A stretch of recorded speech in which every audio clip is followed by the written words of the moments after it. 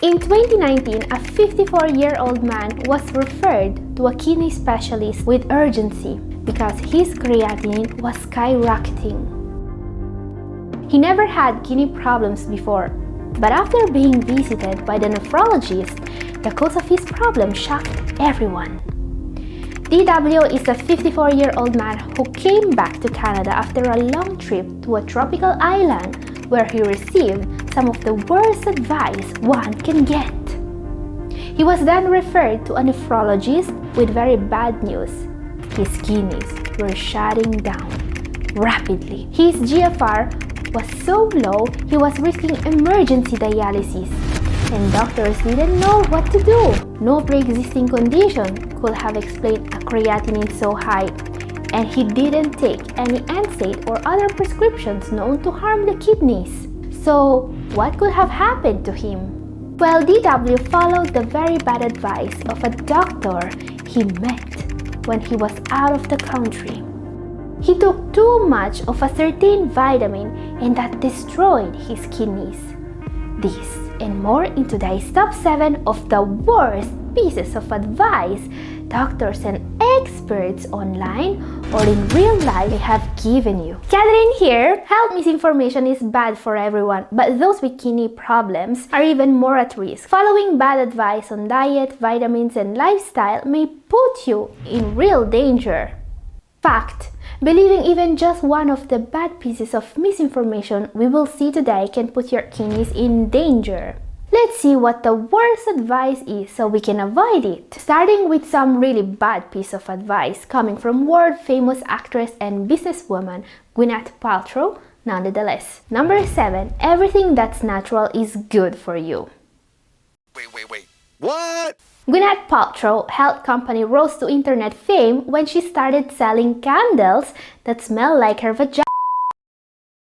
Well, I don't think that a candle that smells like Gwyneth Paltrow will harm you, except for making you $75 poorer. But she was also criticized for some of her other health products because they weren't as safe as she claimed. And this is what she answered. I don't think anything that is natural can be bad for you.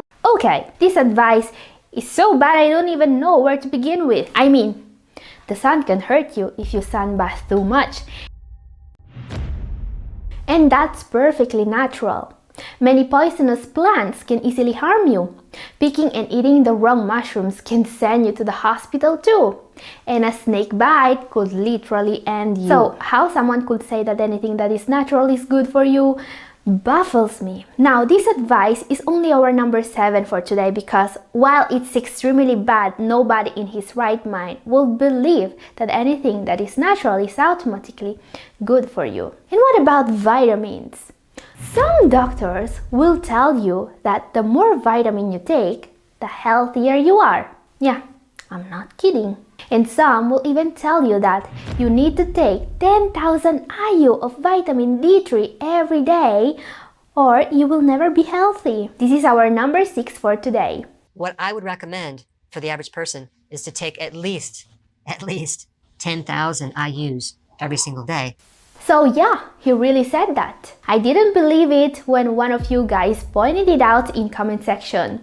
So let's see what would happen to your kidneys if you actually took at least 10,000 IU vitamin D3 every day. Let's take a look at the case study we have seen in the beginning of the video. The nephrologist was now trying to make sense of why DW, a 54-year-old man with no previous history of kidney problems, was now in need of starting dialysis.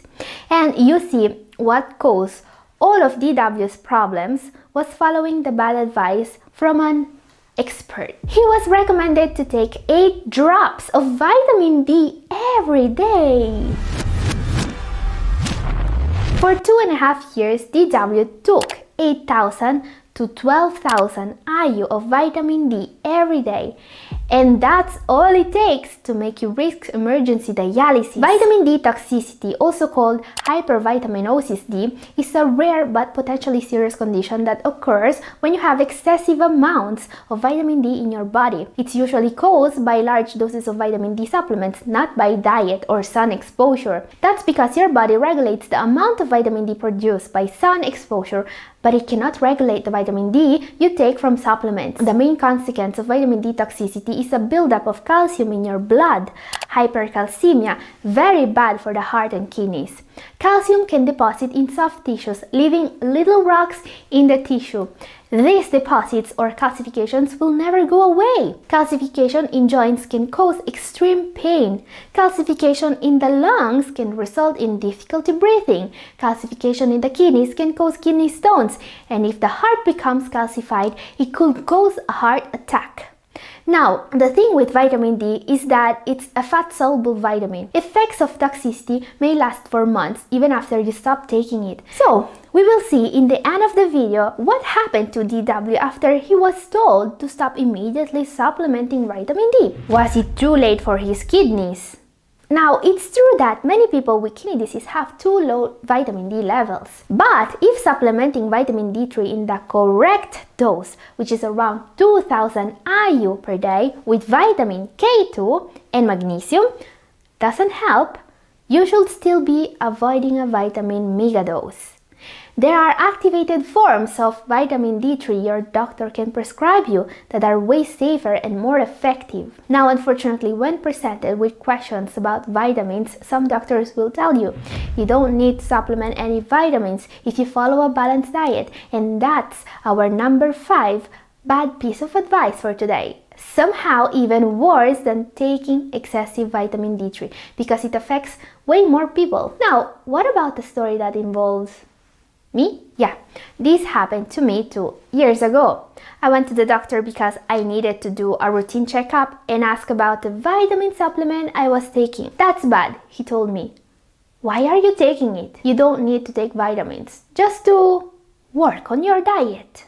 And you know what? They were right. Wait, don't throw away your cell phones now. That doctor was right because I'm not a kidney disease patient.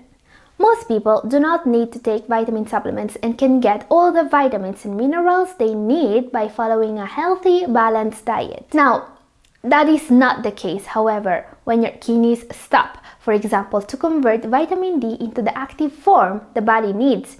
So, yes, most kidney patients do actually need to supplement vitamin D, just not 10,000 IU or more per day. And if you are following a plant-based diet, you will also need to supplement vitamin B12 because the only foods containing that vitamin are animal-based.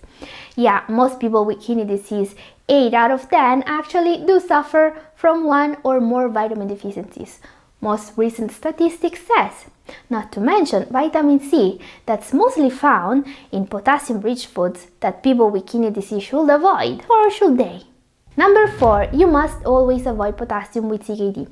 Okay guys, this is pretty recent news, so you may be hearing about how crucial it is to avoid potassium-rich foods for some more time from your doctors. But it's also outdated information. Avoiding potassium-rich foods was once carved in stone for those with CKD, but today, guidelines says that it doesn't really matter.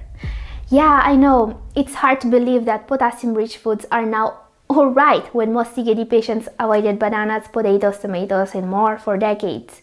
But let's take a look at the new guideline for CKD, the rule book your doctor must follow when prescribing you anything. We know now that what actually causes too high potassium levels is almost never the diet. Medications, complications of CKD, and other factors are the cause for high potassium levels, and eating potatoes and bananas may actually help. I'll talk more in depth about this in my video up here and also down in the description. Watch it now if you miss it. Another piece of advice. We all have heard at least one time or 10. This is our number 3 because even just hearing about it may make you be unwell. Yes, it's incredible. Let's see this very bad advice. You should give up gluten. Gluten is causing all of your problems. Yes, it looks like every other day yet another famous athlete or Hollywood celebrity says that they have banished gluten from their diet. Gluten-free diet has never been so popular and many people are told to give up gluten even when they shouldn't. Question: what is gluten and what are its supposed health dangers? Gluten is a protein naturally found in grains such as wheat, barley, rye, and oats. And it's true that if you have been diagnosed with an intolerance to gluten or celiac disease, you should be avoiding it. The problem is that, according to a recent survey, about a third of people in the US are actively trying to avoid gluten. So they self-diagnose with celiac disease and they start feeling symptoms every time they eat donuts, cookies, pizza, cake, bread, and pasta. But what they don't know is that celiac disease only affects 1 in 133 Americans, not 1 in 3. So more than 30 times as many people as those with celiac disease are having problems every time they eat bread, pasta, baked goods, crackers, and many other common everyday foods. So is gluten really the enemy, or is this just another dangerous fad diet? Well, according to a study published in the Annals of Internal Medicine by a team of specialists of the celiac disease, people may experience symptoms of the celiac disease when they eat foods containing gluten simply because they believe these foods will make them sick. This is what science says about that. It's something called nocebo effect, which means that gluten will make a large part of the population sick just because they have been brainwashed by the media.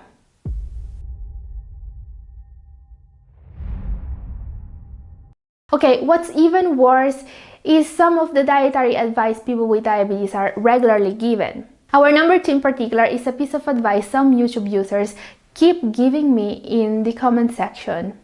Fruit is bad for your kidneys, they say. And they explain saying that most kidney disease patients are diabetics, so that means that eating fruit, which is bad for diabetes, is bad for the kidneys too. Okay, and this happened more than one time. There are users who write about this in comment section almost every time I post a recipe here on YouTube. Yeah, they really want me to stop making healthy recipes with fruit. And well, that's bad.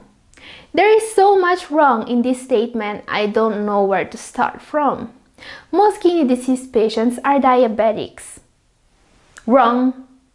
Most kidney disease patients are not diabetics.